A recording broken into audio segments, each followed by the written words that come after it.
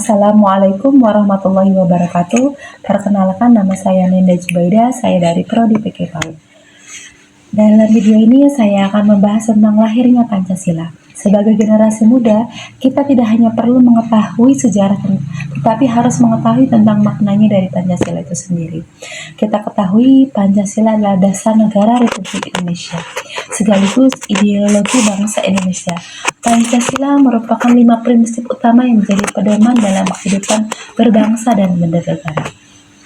Fungsi Pancasila yang pertama adalah sebagai dasar negara. Yang kedua, pandangan hidup bangsa. Yang ketiga, sumber dari segala hukum di Indonesia. Mengenai lahirnya Pancasila, kita ketahui bahwa prosesnya lahirnya Pancasila begitu panjang. Di sini saya memilih fokus lahirnya Pancasila saat sidang BPUPKI tahun 1945. Sidang BPUPKI dibentuk oleh pemerintah Jepang pada tahun 1945 dengan tujuan menyelidiki dan mempersiapkan hal penting menjelang kemerdekaan. Sidang pertama yang dimulai pada tanggal 29 Mei sampai 1 Juni 1900. Pada saat itu beberapa tokoh bangsa seperti Muhammad Yamin, Muhammad Hatta, Borzaniningrat, Supomo, Insinyur Soekarno, dan tokoh-tokoh lainnya berdiskusi untuk merumuskan dasar negara Indonesia. Diskusi tersebut menghasilkan beberapa pendapat dalam waktu yang cukup panjang, yang dimana akhirnya tanggal 1 Juni 1945, Insinyur Soekarno berpidato yang diberi nama dengan Pancasila. Isi dari pidato tersebut yaitu yang pertama, dasar negara sebagai kebangsaan.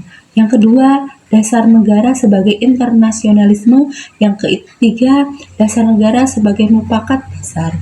Yang keempat, tentang kesejahteraan. Yang kelima, tentang menyusun Indonesia merdeka dengan bertakwa kepada Tuhan Yang Maha Esa. Karena belum ada kesepakatan yang final, dibentuklah Panitia 9.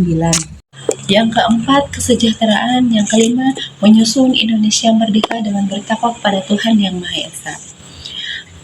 Karena belum ada kesepakatan yang final, dibentuklah Panitia 9 yang kemudian menghasilkan Piagam Jakarta. Dalam peristiwa tersebut, terdapat beberapa nilai Pancasila yang tercermin.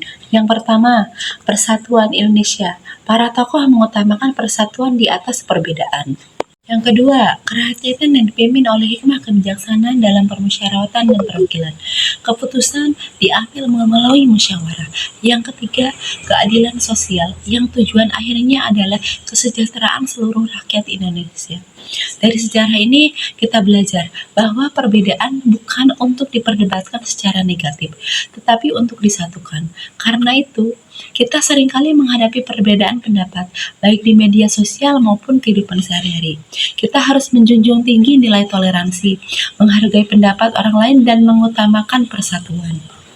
Selain itu juga, kita harus mengedepankan musyawarah atau mufakat dalam menyelesaikan setiap permasalahan.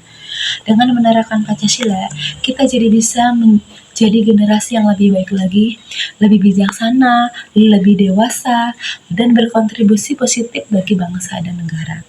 Jangan hanya kita menghafal Pancasila, tapi kita harus memahami isi dari makna dari Pancasila itu. Kita harus bisa mengamalkan isi dari Pancasila tersebut. Demikian video yang dapat saya sampaikan. Wabillahi taufiq wal hidayah. Wassalamualaikum warahmatullahi wabarakatuh.